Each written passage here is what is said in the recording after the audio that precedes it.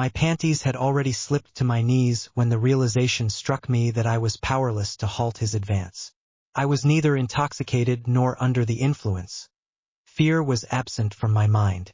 I stood frozen, heart pounding, lips slightly parted, skin ablaze as Calvin, my best friend's father, knelt behind me and murmured, "Let me take care of you."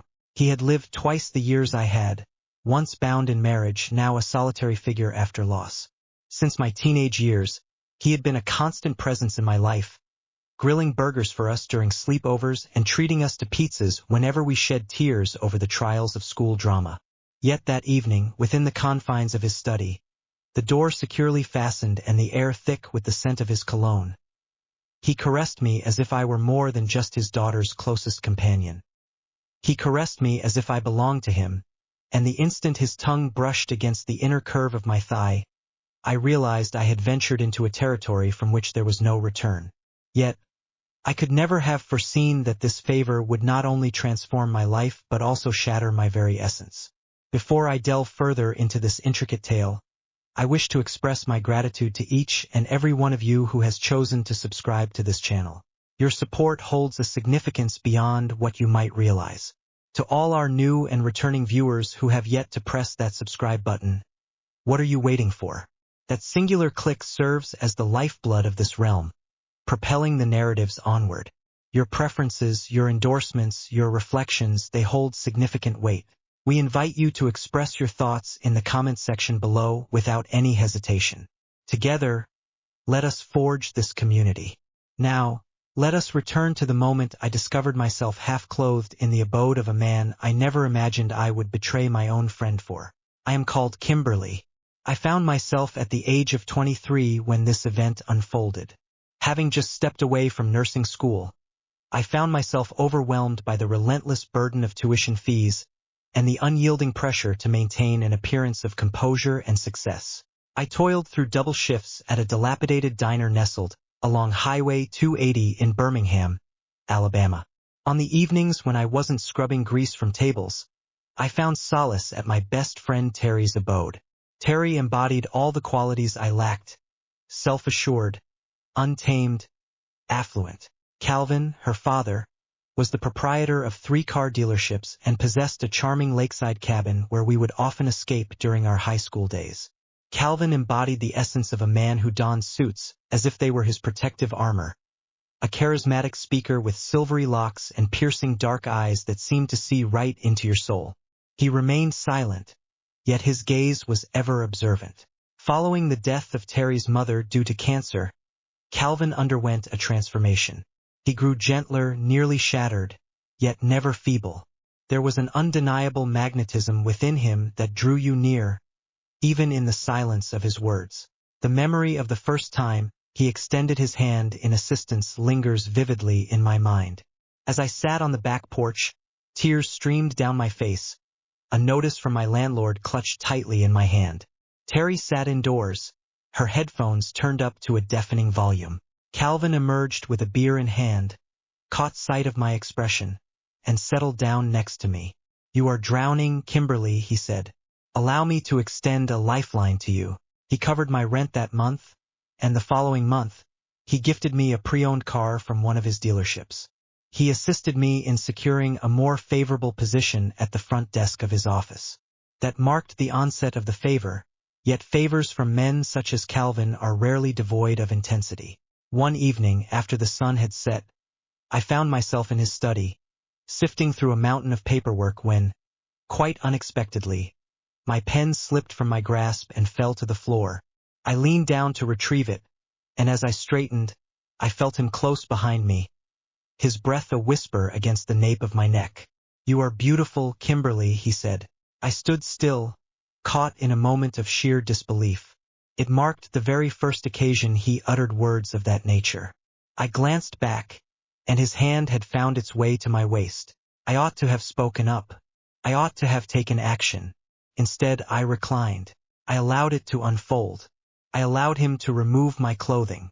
I allowed him to explore the hidden corners of my being, places untouched for years, and in that moment, I surrendered to the pleasure, feeling an intoxicating bliss as he kissed the delicate skin of my thighs, drawing out every ounce of shame that had lingered within me.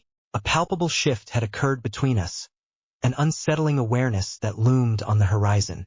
I sensed the approach of something ominous, something perilous, a force that would challenge my very grasp on control. How I longed to say that was the sole instance of such an occurrence. That solitary night of vulnerability faded softly into a haze of regret, and I departed unscathed. Yet, the reality remains that I found myself returning to his embrace time and time again. The following morning, Calvin sent me a message. Meet me at the lake house, just the two of us. Issue no inquiries, offer no regrets, simply deliver a directive. I pursued it as if entranced, lost in its allure. Keys awaited my arrival at the side entrance, a room adorned with crisp white sheets, and a robe that embraced me just right. And when his fingers brushed against me once more, this time under the bright light of day, the sensation was imbued with an even greater sense of peril. What began as a single stolen night blossomed into a series of weekend escapades. He generously transferred funds to me, settled my educational debts, and gifted me with new attire, footwear, and fragrance. He bestowed upon me a life beyond my means, and in return, I surrendered every inch of my being. Terry remained oblivious, believing her father was merely assisting me in regaining my footing. She even jested about how I resembled a second daughter to him. If only she were aware that her father had committed to memory the flavor of my skin. Initially, the shroud of secrecy enveloped everything in an exhilarating thrill, a dance with risk, a web of lies, and a heavy cloak of guilt. I adorned myself with it, as if it were a fragrant essence enveloping me. Calvin expressed to me that I was extraordinary, that I had rekindled his spirit after the loss of his wife, that I restored his sense of manhood beyond merely being a grieving father. I placed my trust in him. My heart yearned to trust his words. Yet, gradually, he started to transform. He became possessive and controlling. He was curious about whom I was messaging and the destination of my journey. He grew uncomfortable with my closeness to Terry. "Maintain your distance," he murmured one evening, his fingers gently weaving through my hair as we lay in bed. "Her inquiries are incessant." I chuckled, believing he was merely being overly cautious. Then Terry inquired about my absence from girls' nights. She remarked, "You were behaving strangely, Kim, as if you were concealing something. Are you involved with anyone?" I was not truthful. I explained to her that my attention was solely on my studies and job, that exhaustion had settled in, and that I simply had no time for romantic pursuits. She let out a joyful laugh and enveloped me in a warm embrace.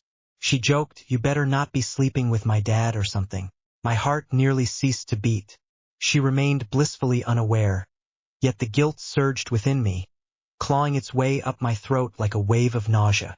That evening, I confided in Calvin that it was time for us to take a step back.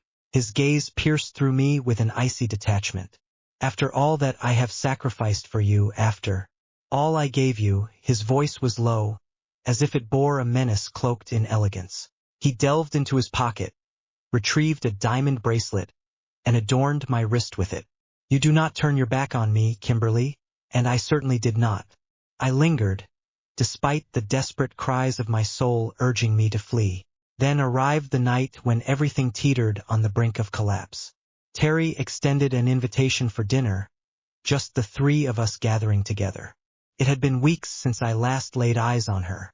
Calvin urged me to stay away, yet deep down, I understood that evading her any longer would only raise her suspicions. I entered, anxiety coursing through me, my lips quivering, and there he sat, Calvin, positioned at the head of the table, treating me as if I were merely another visitor. Yet, beneath the table, his foot glided up my leg. He fixed his gaze on me as he filled Terry's glass with wine, his toes brushing against the soft skin of my thigh. I almost let my fork slip from my grasp. Terry was animatedly recounting her encounter with a colleague, laughter bubbling forth, oblivious to the tremors coursing through me. Then she remarked, "Dad, do you recall that evening when Kimberly came by to assist you with the paperwork? She mentioned that you both stayed up quite late working together. What project were you focused on once more?" My mouth felt parched. Calvin smiled serenely and remarked, "Just bills and tax papers." He fixed his gaze upon me, his eyes shadowed and his jaw clenched, as though challenging me to utter a word. I nodded and managed a smile, yet I could sense the strain in my eyes, as if they were on the verge of breaking. Just a single question, a careless word, a fleeting glance, and the entire situation would unravel. Everything fell apart. After 2 weeks had passed, I found myself freshly showered at Calvin's abode. The scent of him lingered on my skin. The bracelet he gifted me shimmered on my wrist while I toweled my hair in the reflection of his bathroom mirror. Instead of feeling powerful, desired, or wanted, I was left with an overwhelming sense of hollowness.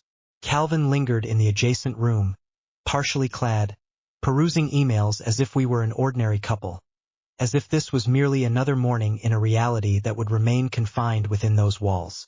Just as I was on the verge of confessing that I could no longer continue this, my phone buzzed. A message from Terry arrived, urging an immediate conversation. My gaze fixed on the screen, my hands quivered with anticipation. Just as I was about to reply, she called out. "Kimberly," she said, her voice trembling. I perused my father's phone. I observed the messages, the hotel receipts, the photographs. "You found yourself in his bed, Kim. You found yourself in my father's bed." Stillness. My lips parted, yet silence enveloped me. There existed no justification, no fabrication, no artful twist.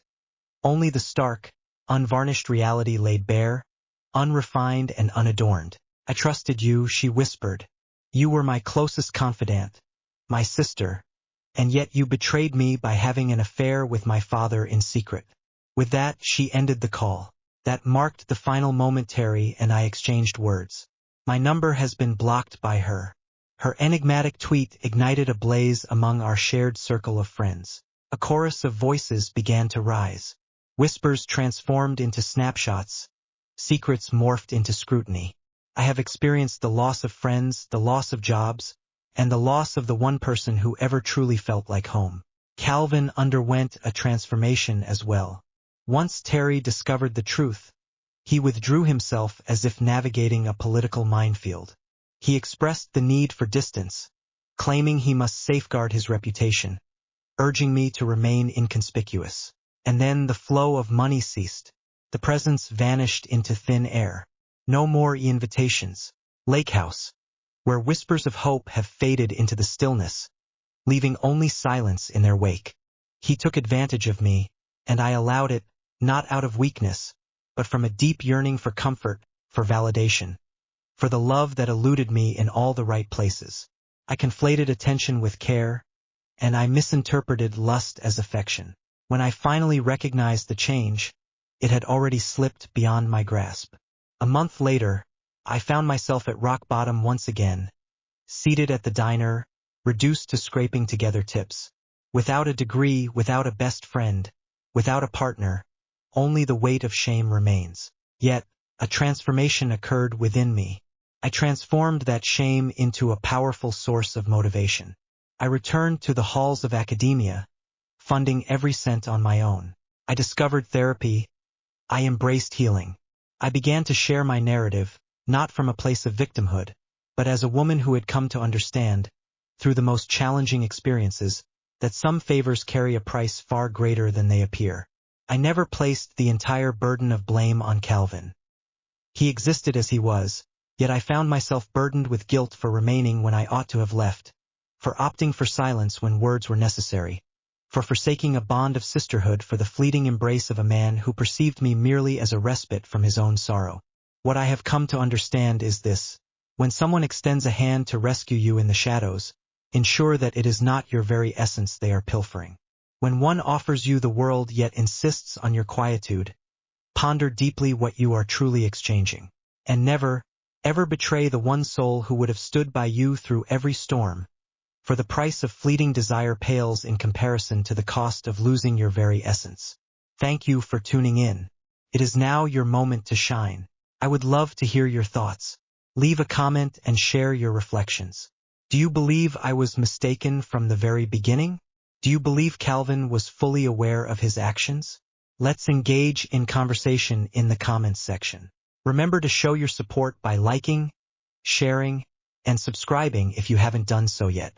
Your encouragement sustains this channel and allows these narratives to thrive. Until we meet again, remain steadfast. This video serves solely as a resource for educational purposes. In accordance with Section 107 of the Copyright Act of 1976, this serves as a disclaimer regarding copyright matters.